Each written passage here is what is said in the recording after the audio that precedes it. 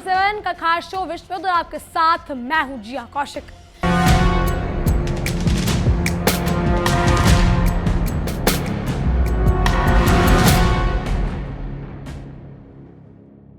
दुनिया के नक्शे पर इस वक्त शांति का नामो निशान मिट चुका है और अगर कोई पूछे कि आग में घी डालने का काम कौन कर रहा है तो उंगली सीधे वॉशिंगटन के व्हाइट हाउस की तरफ उठती है। अमेरिका की चौधराहट अब पूरी दुनिया के गले की फांस बन चुकी है। एक तरफ पश्चिम एशिया को बारूद के ढेर पर बिठाकर अमेरिका और उसका लाडला इजराइल ईरान पर दानादन हमले कर रहा है, तो दूसरी तरफ दुनिया के सबसे बड़े डील मेकर बने बैठे डोनाल्ड ट्रंप अब रूस और चीन को भी आग दिखा रहे हैं। बात यही खत्म नहीं होती है। ब्रिटेन को अपनी कठपुतली बनाकर अमेरिकी बॉम्बर्स के लिए उसके एयरफील्ड इस्तेमाल किए जा रहे हैं, जिससे भड़के ईरान ने साफ कर दिया है कि अगर हमारे घर में आग लगाओगे तो लंदन भी सुरक्षित नहीं रहेगा। वहीं दूसरी तरफ अपने ही नेटो सुरक्षा या सहयोगियों की तुर्की की पीठ में अमेरिका ने ऐसा छुरा घोंपा है कि F-35 जेट देने की से उसने साफ मना कर दिया है, सिर्फ इसलिए क्योंकि उसने रूस के साथ S-400 ले लिया।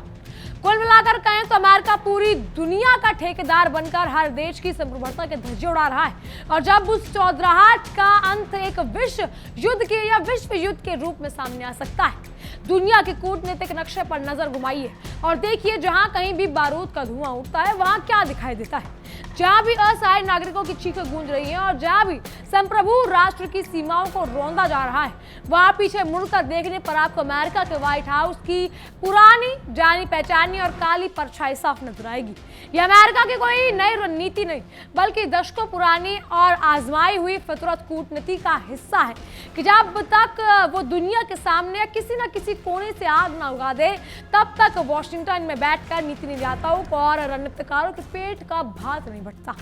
अपनी लगातार गिरती और चरमराती हुई घरेलू अर्थव्यवस्था, गगनचुंबी कर्जों के बोझ, अंदरूनी सामाजिक कलह और दुनिया भर में तेजी से खोती हुई अपनी एक ध्रुवी चौधराहट को बचाने की हताशा में अमेरिका ने एक बार फिर पूरी मानव सभ्यता को एक नए वैश्विक महासंग्राम की भट्टी में झोंकने की पूरे बिसात बिछा दी है और इस बार इस पूरे विनाशकारी खूनी खेल का केंद्र बिंदु पश्चिम एशिया बना हुआ है। पश्चिम एशिया के इस विशाल और ऐतिहासिक क्षेत्र में इस एक वक्त जो भयानक नरसंहार, संरचनात्मक तबाही का खौफनाक मंजर देखने को मिल रहा है, वो कोई अचानक हुआ हादसा नहीं या अनहोनी या प्राकृतिक आपदा का नतीजा तो बिल्कुल नहीं है। अमेरिका और तेल अवीव यानी इजराइल के हुक्मरानों ने बंद कमरों में बैठकर नक्शों पर रेखाएं खींचकर इस पूरे कत्लेआम और विनाश की एक परत की पटकथा पहले से तैयार करी है। इजराइल को एक मोहरे और ढाल की तरह आगे करके चलने वाला अमेरिका पीछे से जिस तरह अति आधुनिक और विनाशकारी मिसाइलों, बंकर बस्टरों, बमों और घातक हथियारों की अनवरत सप्लाई चालू रखते हुए उसने दुनिया के सामने ये बात आईने की तरह साफ कर दी है कि वो शांति, लोकतंत्र और मानव अधिकारों का कोई मसीहा नहीं है बल्कि सदी का सबसे बड़ा बेरहम और मुनाफाखोर युद्ध व्यापारी है जो बेकसूर इंसानों को के खूनी और जलती हुई बस्तियों की राख का अपने सुरक्षा उद्योग यानी मिलिट्री इंडस्ट्रियल कॉम्प्लेक्स की तिजोरी भरने में दिन रात जुटा हुआ है। अमेरिका और उसके सबसे करीबी सहयोगी इजराइल द्वारा ईरान के रणनीतिक सैन्य ठिकानों, परमाणु अनुसाधनों केंद्रों और नागरिक बुनियादी ढांचों पर जिस बर्बरता और आक्रामकता के साथ हमले किए जा रहे हैं, उसने अंतर्राष्ट्रीय कानून, जिनेवा कन्वेंशन और संयुक्त राष्ट्र के चार्टर के धज्जे उड़ाकर रख दिए हैं। संयुक्त राष्ट्र संघ जैसी संस्थाएं जिन्हें दुनिया में शांति बनाए रखने के लिए बनाया गया था, आज अमेरिका के वित्तीय दबाव और वीटो पावर्स के आगे पूरी तरह पंगु होकर उसकी जेब में रखी महज एक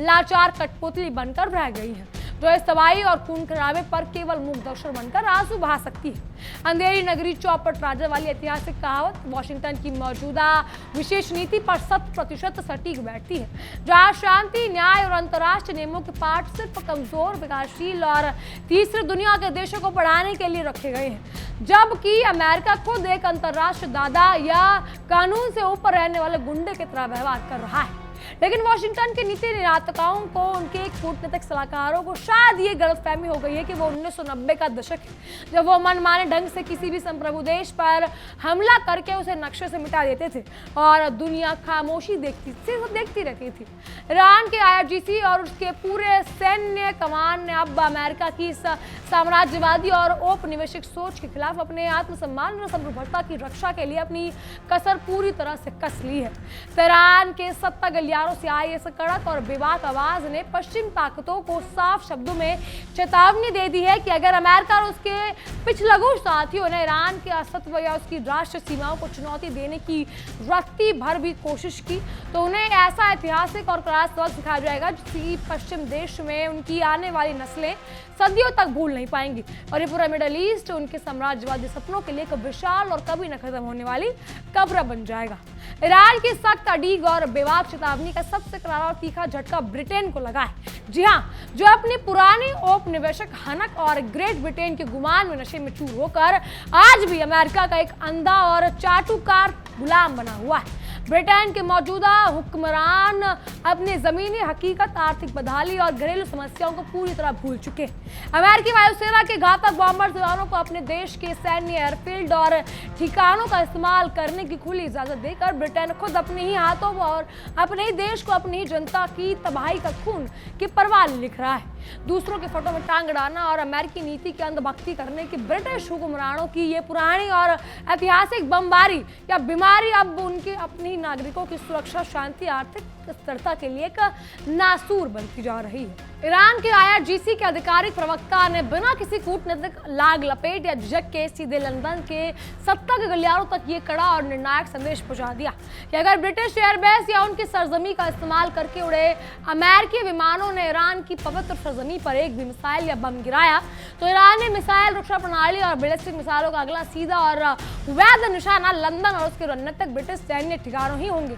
ब्रिटेन ने अमेरिका के साथ अपनी तथाकथित विशेष कूटनीतिक साझेदारी के प्यार में अंधा होकर अपने ही देश की जनता की सुरक्षा को बारूद के एक ऐसे जलते हुए ढेर पर लाकर खड़ा कर दिया जिसकी चिंगारी पूरे यूरोप का या पूरे यूरोप को राख कर सकती है। अगर कल को लंदन की सड़कों या उसके अन्य सैन्य या प्रतिष्ठानों पर ईरानी मिसाइलें गिरती हैं तो इसका जिम्मेदार और कोई दुश्मन नहीं बल्कि ब्रिटेन की अपनी चाटुकार, विवेकहीन और रीढ़हीन विदेश नीति है।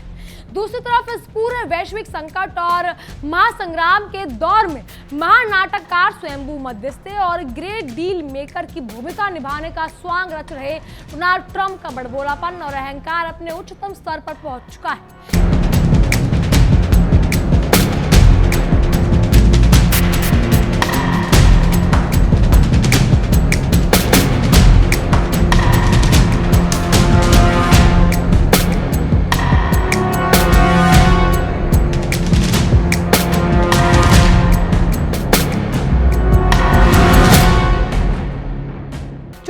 शोर की नीति का पालन करते हुए ट्रंप अपने सोशल मीडिया प्लेटफॉर्म पर बैठकर पूरी दुनिया को ज्ञान, उपदेश और धमकियां बांट रहे हैं। वो एक तरफ तो ईरान पर अमेरिकी, इजराइल की भीषण बर्बरता और हमलों का सार्वजनिक रूप से ढोल पीट रहे हैं और दूसरी तरफ रूस और चीन जैसी परमाणु सज्जते महाशक्तियों को खुलेआम चेतावनी दे रहे हैं कि गुस्ताखी कर रहे हैं कि वो तेहरान की मदद करने से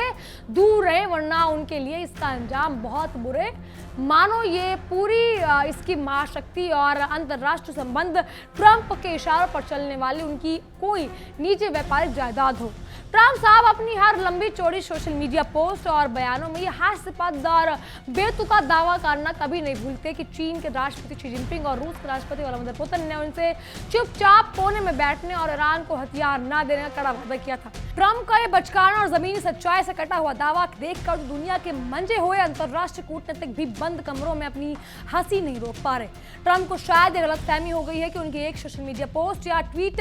से मॉस्को और बीजिंग के रणनीतिकार कांपने लगेंगे, जबकि जमीनी हकीकत इसके बिल्कुल उलट है। दोनों महाशक्तियां अमेरिका को मिडिल ईस्ट के इस बेहद जटिल और खूनी दलदल में और गहरे धंसते हुए देखकर चुपचाप अपनी कूटनीतिक, आर्थिक और सैन्य बिसात बिछा रही है। ट्रंप की इस गीदड़ भपकी, बड़बोलेपन और अहंकार से भरे रवैये पर भारतीय लोकगीत की घर में नहीं है दाल और अम्मा चले बनाने वाली कहावत 100% सटीक बैठती है।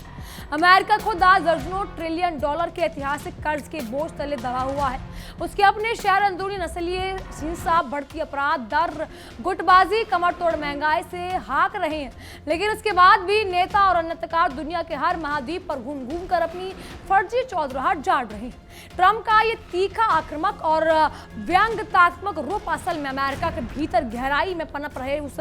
डर, घबराहट और कुंठा को छुपाने के लिए एक नाकाम कोशिश है, जो उसे अपनी लगातार ढहती और बिखरती हुई वैश्विक सुपर पावर की छवि का रुख बदलने के लिए लगी हुई है। रूस और चीन इस महासंग्राम से दूर रहने की हिदायत देने में असल में अमेरिका के उस अंदरूनी झटपटाहट और घबराहट को उजागर करता है, जहां वॉशिंगटन का सैन्य नेतृत्व अच्छी तरह जानता है कि अगर बीजिंग ने अपनी विशाल आर्थिक और औद्योगिक ताकत तथा मॉस्को में अपनी अत्यधिक उन्नत एवं घातक सैन्य तकनीक ईरान के पीछे मजबूती से खड़ी रह सकती है, तो अमेरिका का यह पूरा साम्राज्यवादी ताश के पत्तों की तरह मिनटों में ढह जाएगा। अमेरिका की वैश्विक रणनीति हमेशा से फूट डालो, कमजोर करो और राज करो वाली रही है, लेकिन इस बार अब रूस, चीन और ईरान का मजबूत होता हुआ त्रिकोण वॉशिंगटन के हर सैन्य और कूटनीतिक चक्रव्यूह को तोड़ने और उसकी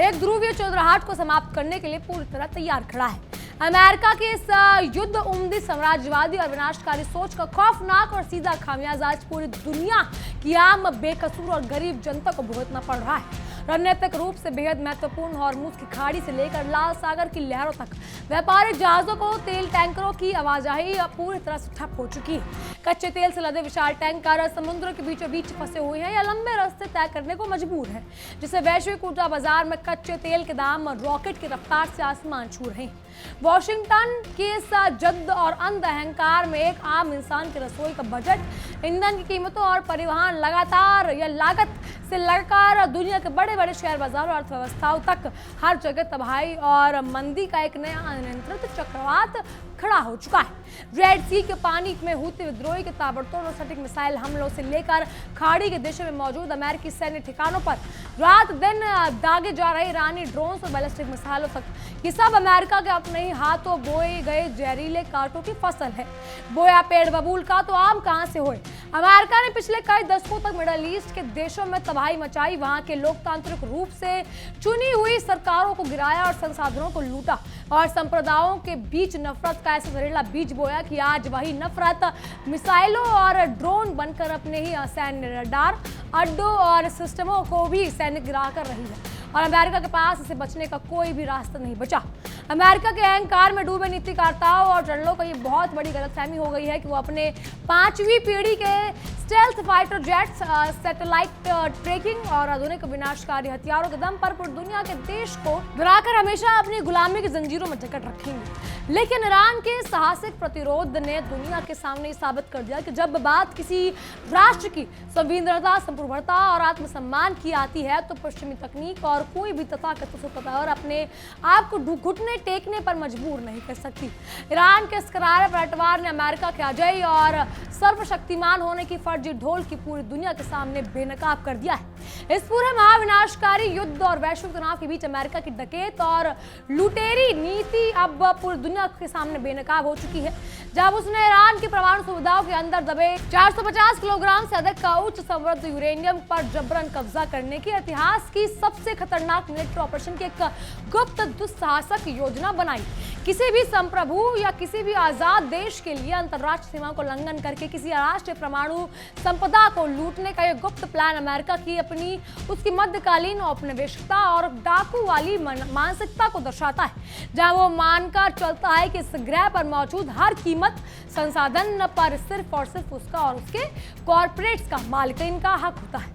मान न मान मैं तेरा मेहमान की तर्ज पर अमेरिका ईरान की अत्यंत सुरक्षित परमाणु सुविधाओं में अपनी विशेष सैन्य टुकड़ियां भेजकर जो डाका डालने की साजिश रच रहा है, वो न सिर्फ एनपीटी के नियमों का खुला उल्लंघन है बल्कि एक अंतर्राष्ट्रीय गुंडागर्दी की प्रकाष्ठा भी है। अमेरिका को लगता है कि वो परमाणु सुरक्षा और अप्रसार के फर्जी बहाने बनाकर किसी विदेश के वैज्ञानिक संस्थानों को लूट लेगा, लेकिन तेहरान के रिवॉल्यूशनरी गार्ड्स और सेना ने भी साफ कर दिया कि यूरेनियम उन बक्सों तक पहुंचाने की कोशिश करने वाले किसी भी अमेरिकी सैनिकों को बारूद, आग और मौत के समुद्र में गुजरना होगा, जहां उसके वापसी का लौटने का असंभव होता है। खुद को पूरी दुनिया में लोकतंत्र, मानवाधिकार, अभिव्यक्ति और आज़ादी और अंतर्राष्ट्रीय न्याय का सबसे बड़ा मसीहा बताने वाला अमेरिका असल में इस आधुनिक मानव इतिहास का सबसे बड़ा और पाखंडी ढोंगी देश है। एक तरफ वो मानवाधिकार के उल्लंघन पर दूसरों देशों को खिलाफ लंबे चौड़े भाषण देता है, पाबंदियां लगाता है, रिपोर्ट छापता है, दूसरी तरफ उन नस्लवादी ताकतों को अरबों डॉलर के अत्याधुनिक हथियार बेचता है जो बेकसूर बच्चों, महिलाओं, अस्पतालों को सीधे बम बरसते हैं। अमेरिका का ये दौरा और बेनकाब चरित्र अब इतना बेनकाब हो चुका है कि अब खुद अमेरिका और यूरोप की सड़कों पर लाखों आम नागरिक उतरकर अपनी सरकारों की सुकूनी और शर्मनाक विदेश नीति के खिलाफ उग्र है। बहरहाल इन सब पर आपकी क्या राय है, हमें कमेंट के जरूर बताइएगा। फिलहाल के लिए इतना ही। तमाम खबरों के लिए बने रहिए इंडिया 24/7 के साथ और देखते रहिए हमारी खास पेशकश विश्व युद्ध। देखिए इंडिया डेली 24/7 अब आपकी स्मार्ट टीवी पर। इंडिया डेली मौजूद है सभी डिजिटल प्लेटफॉर्म पर लाइव और लगातार। इंडिया डेली 24/7 हर दिन राष्ट्र को समर्पित।